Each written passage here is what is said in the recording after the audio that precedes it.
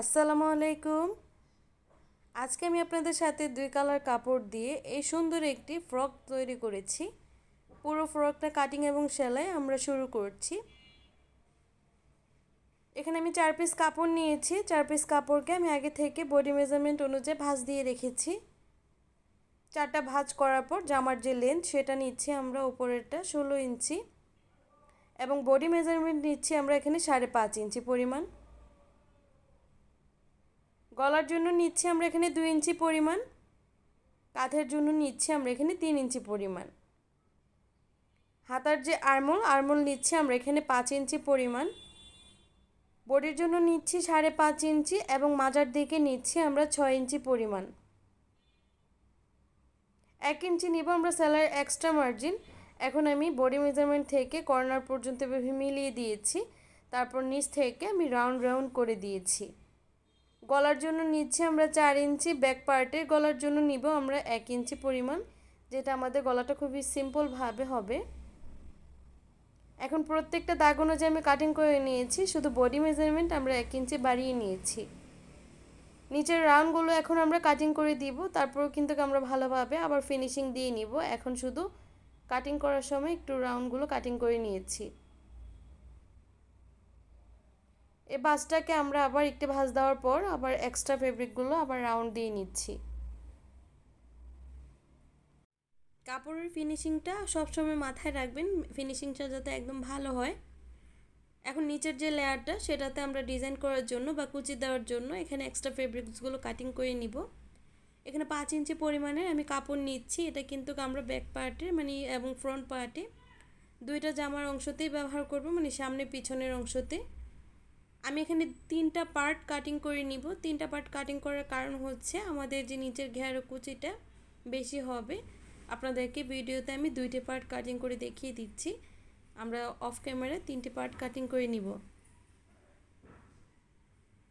তো 3 পিস কাপড় কাটিং করে নেওয়া হয়ে গিয়েছে। এখন আমাদের কাজ গলার যে পট্টিগুলো সেগুলো আগে থেকে চিকন করে সেলাই দিয়ে নিচ্ছি, যাতে এটার উপর থেকে আমরা যখন চাপ সেলাইটা দিব খুব ইজি হবে।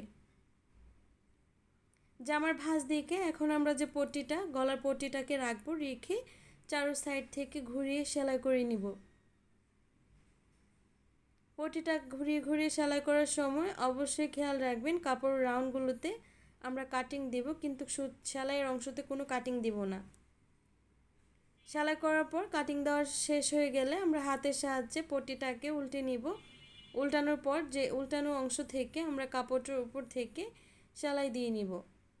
সাইডটাতে যখন আমরা সেলাইটা দিব তখন অবশ্যই খেয়াল রাখবো যাতে কাপড়টা কুঁচকে না থাকে। হাতের সাহায্যে এখানে প্রেস করে নিব।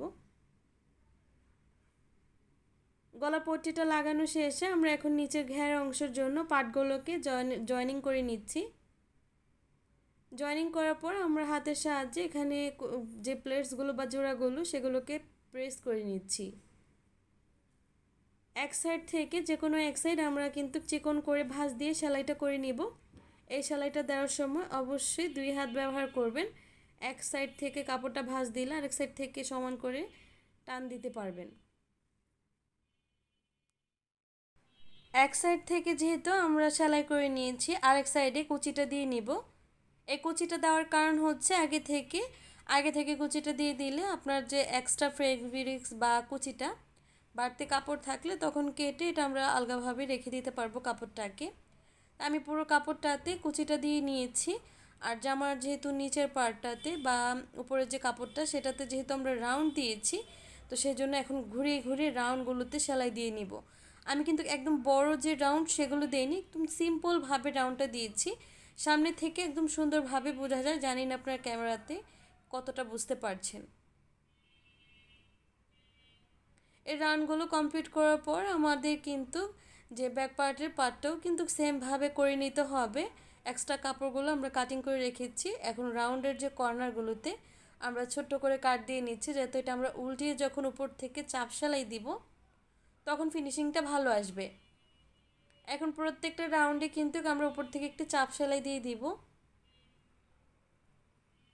এই চাপ সেলাইটা দেওয়ার সময় অবশ্যই খেয়াল রাখবেন যাতে রাউন্ডগুলোতে একদম ফিনিশিংটার সাইড থেকে চাপ সেলাইটা পড়ে।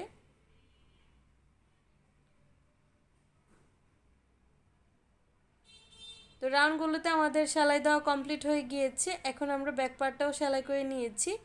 সামনের দিকে যে ফুলটা তৈরি করব, তো ফুলটা তৈরি করার জন্য এখানে আমি 4 কোণ আছে 2টি কাপড় নিয়েছি। তো এইভাবে ফ্লাওয়ার পাতা বা যেটাই বলুন না কেন আগে থেকে আমি এঁকে নিয়েছি। তারপর দাগ অনুযায়ী সেলাই করার পর এক্সট্রা ফেব্রিকগুলো কাটিং করে নিয়েছি। কর্নারগুলো কাট দিয়ে আমরা মাঝখান থেকে ফুটো করে তারপর কিন্তু পাপড়িগুলোকে আমরা শেপ দিয়ে নিব বা এটাকে উল্টে ভালোভাবে এটা ফিনিশিংটা দিয়ে নিব। এই ফিনিশিংটা দেওয়ার সময় অবশ্যই ভালোভাবে খেয়াল রাখতে হবে যাতে আমাদের যে কাপড়টা কুঁচকে থাকার সম্ভাবনা থাকে, তো সেজন্য স্ক্রু ড্রাইভারের সাহায্যে ফিনিশিংটা দিয়ে নিতে হবে। তো আমরা এখন এটা ফিনিশিংটা দিয়ে নিয়েছি। সামনের যে গলার অংশতে বা বডির টপ পার্টের সাথে আমরা অ্যাডজাস্ট করে নিচ্ছি। এখানে আমি 4 পাপড়ির ব্যবহার করছি, আপনারা চাইলে 5 পাপড়ি বা 6 পাপড়ি এরকম ধরনেরও ফুল কিন্তু বানিয়ে দিতে পারেন। তো এটা স্টার ফিশ যেরকম হয় তো সেরকমই আমি এখানে বানানোর চেষ্টা করেছি। আশা করছি আজকের যে ড্রেসের লুকটা আপনাদের কাছে ভালো লেগেছে। আমি এখানে 3টি লাগিয়েছি, আপনারা চাইলে আরও বেশি বা কম লাগাতে পারেন। তো 3টেই আমার কাছে একদম পারফেক্ট মনে হয়েছে।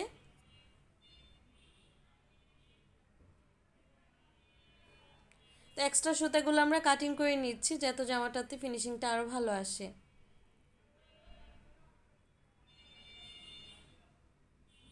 আপনারা তো ক্যামেরাতে দেখিয়েছেন বা থাম্বনেইলে দেখেছেন আমি ঘটি হাতার একটি বা কলসি হাতা তৈরি করেছি। আপনারা চাইলে ওইভাবেও হাতা দিতে পারেন। কাঁধের অংশগুলোকে জয়েনিং করার পর আমরা হাতাটা কাটিং করে নিব। আমি এখানে ফ্লাওয়ার্স হাতা তৈরি করব। আমি ঘটি হাতাও দিয়েছি, ফ্লাওয়ার্স হাতাও দিয়েছি। আপনার কাছে যেটা পছন্দ হবে আপনি সেম হাতাও দিতে পারেন বা ভিডিওতে যে বাচ্চার ছবিটা আছে বা থাম্বনেইলে যে বাচ্চার ছবিটা আছে সেটাও দিয়ে নিতে পারেন। এখানে 4 কোণ আছে করে কাপড় কাটিং করে এক সাইড থেকে আমি কর্নার পর্যন্ত মিলিয়ে দিয়েছি। এই হাতাটা কাটিং করা খুবই সহজ আর খুবই ইজি। রাউন্ড দিকগুলোতে আমরা সেলাই দিয়ে কিন্তু আরেকটি হাতও আরেকবার করে সেলাই দিয়ে নিব, মানে ডাবল সেলাই দিয়ে নিব।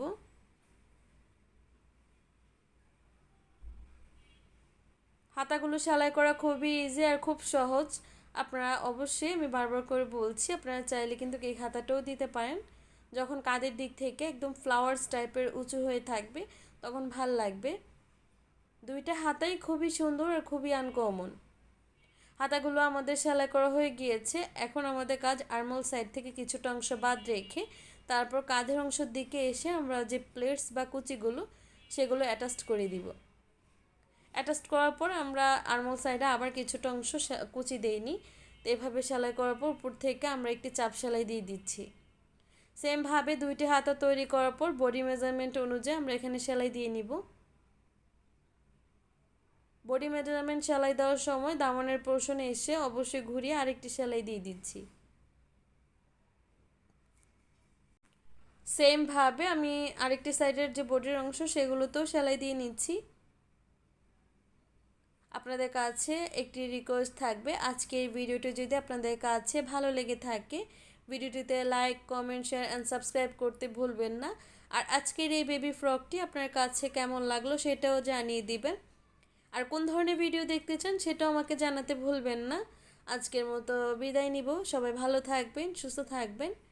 আর ভিডিওটা কেমন লাগলো সেটা আমাকে জানাতে ভুলবেন না। আল্লাহ হাফেজ। আসসালামু আলাইকুম ওয়া রাহমাতুল্লাহি ওয়া বারাকাতুহু।